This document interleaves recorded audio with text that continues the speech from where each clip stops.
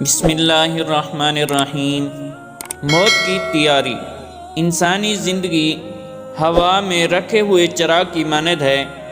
بوڑھا آدمی چراغ سحر ہے تو جوان آدمی چراغ شام ہے۔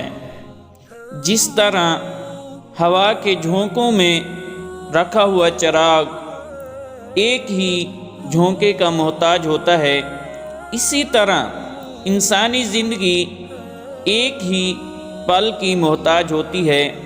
پلک جھپکنے کی دیر میں انسان اس جہاں سے اگلے جہاں پہنچ جاتا ہے۔ سیدہ عائشہ نے ایک بار نبی اکرم صلی اللہ علیہ وسلم سے پوچھا، اے اللہ کے نبی صلی اللہ علیہ وسلم، کیا کسی کا حشر شہیدوں کے ساتھ بھی ہوگا؟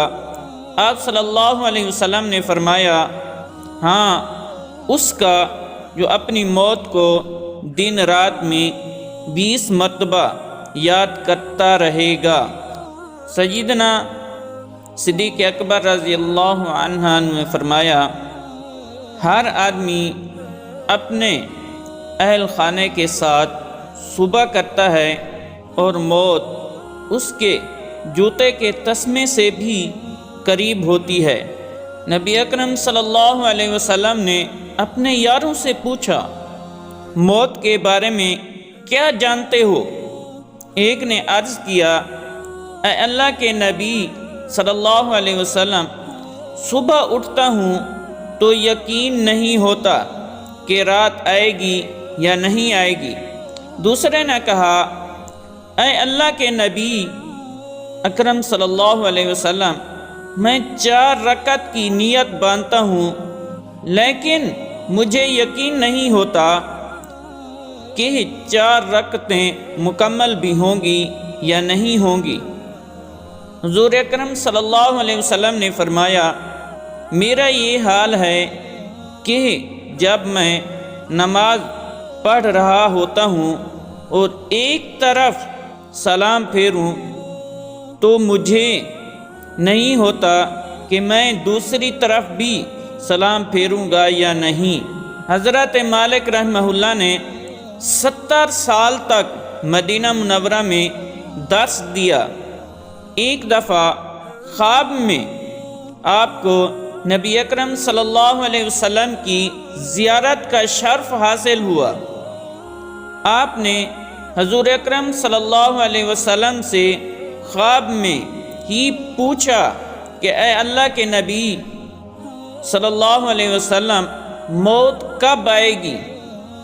نبی صلی اللہ علیہ وسلم نے ہاتھ کی انگلیوں کی طرف اشارہ کر دیا۔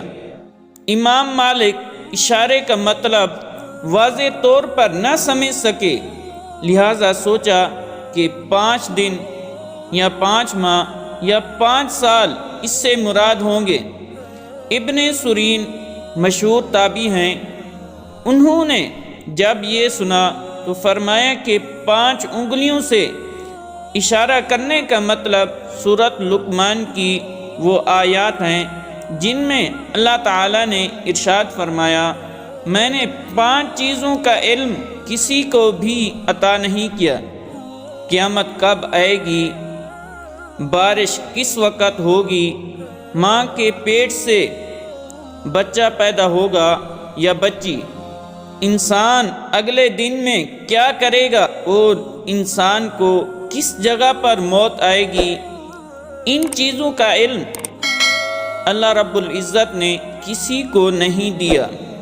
موت کا اعلان، میں وہ موت ہوں جو بیٹیوں اور ماؤں میں جدائی ڈالتی ہوں، میں وہ موت ہوں جو بھائی اور بہنوں میں جدائی ڈالتی ہوں، میں وہ موت ہوں جو ہر دوست میں جدائی ڈالتی ہوں، میں وہ موت ہوں جو میاں اور بیوی میں جدائی ڈالتی ہوں، میں وہ موت ہوں جو گھروں اور محلات کو خراب کر دیتی ہوں، میں وہ موت ہوں جو قبرستان کو آباد کرتی ہوں، میں وہ موت ہوں جو تمہیں تلاش کرتی رہتی ہوں اور تمہیں مضبوط قلعوں میں بھی پا لیتی ہوں، اور کوئی مخلوق بھی میرا ذائقہ چکھے بغیر نہیں رہتی۔ موت کے بعد انسان کے 5 حصے ہوتے ہیں۔ ایک تو روح ہے، اسے ملک الموت لے کر چلتا ہے۔ دوسرا انسان کا جسم ہے، جسے کیڑے کھا جاتے ہیں۔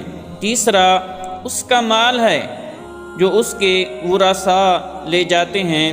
چوتھا اس کی ہڈیاں ہیں جنہیں مٹی کھا جاتی ہے۔ پانچواں اس کی نیکیاں ہیں جو اس کے حقدار قرض کھا لے جاتے ہیں۔ حضرت علی کا زندوں اور مردوں سے خطاب۔ یہ معاملہ تو انسان کے ساتھ ہوگا، مگر کیا معلوم ہے کہ اس کی بیوی، بچے، مال، اسباب کس کھاتے میں جاتے ہیں؟ وہ اس کے کسی کام آتے ہیں یا نہیں؟ ایک مرتبہ حضرت علی رضی اللہ عنہ قبرستان میں تشریف لے گئے۔ وہاں بلند آواز سے کہا، اے پیوند خاک ہو جانے لوگو، تمہارے مال تقسیم ہو چکے ہیں، تمہارے گھر میں رہائش رکھ لی گئی ہے، تمہاری بیویوں نے پھر سے شادیاں کر لی ہیں، تمہاری اولادیں روز بروز منہ پھیرتی جا رہی ہیں۔ حضرت علی کا یہ تو مردوں سے خطاب تھا۔ بخاری شریف میں ہے کہ ایک مرتبہ زندوں سے بھی یوں فرمانے لگے، دنیا دن بدن منہ پھیرتی جا رہی ہے، آخرت روز بروز قریب آتی جا رہی ہے، اور دنیا و آخرت میں سے ہر ایک کی مستقل اولاد ہے۔ تم دنیا کی اولاد نہ بنو بلکہ آخرت کی اولاد بنو۔ آج کے دن عمل کر لو مگر حساب نہ ہوگا، اور کل کے دن حساب ہوگا مگر عمل کی مہلت نہیں ملے گی۔ 5 تاریکیوں کے لیے 5 چراغ ہیں۔ اللہ رب العزت کی نافرمانی کرنے والے تاریکیوں کے گڑھے میں ہیں۔ اللہ تعالیٰ نے ان سے نکلنے کی راہ بھی بنائی۔ دنیا کی محبت ایک تاریکی ہے، اور تقوی پرہیزگاری اس کا چراغ ہے۔ گناہ ایک تاریکی ہے، اور اس کا چراغ توبہ ہے۔ قبر ایک تاریکی ہے، اور اس کا چراغ کلمہ طیبہ لا الہ الا اللہ محمد الرسول اللہ ہے۔ آخرت ایک تاریکی ہے، اس کا چراغ نیک اعمال ہیں۔ پل صراط ایک تاریکی ہے، اس کا چراغ یقین ہے۔ ایک بزرگ فرمایا کرتے تھے، جتنی محنت سے لوگ جہنم خریدتے ہیں، اس سے آدھی محنت سے تو جنت ملا کرتی ہے۔ اور یہ حقیقت ہے کہ ہم بڑی محنت کر کے جہنم خریدتے ہیں۔ مثلا چوری کرنا ایک بڑا گناہ ہے، لوگ اس کے لیے تکلیف برداشت کرتے ہیں، راتوں کو جاگتے ہیں، دن کا سکون لٹا دیتے ہیں، تب جا کر چوری جیسے گناہ کے مرتکب ہوتے ہیں۔ اللہ تبارک و تعالیٰ سے دعا ہے کہ اللہ تبارک و تعالیٰ ہم سب کو ان کاموں سے بچائے، عمل کرنے کی توفیق عطا فرمائے، آخرت کی تیاری کرنے کی توفیق عطا فرمائے۔ اللہ تبارک و تعالیٰ ہم سب کو جنت الفردوس میں جگہ عطا فرمائے۔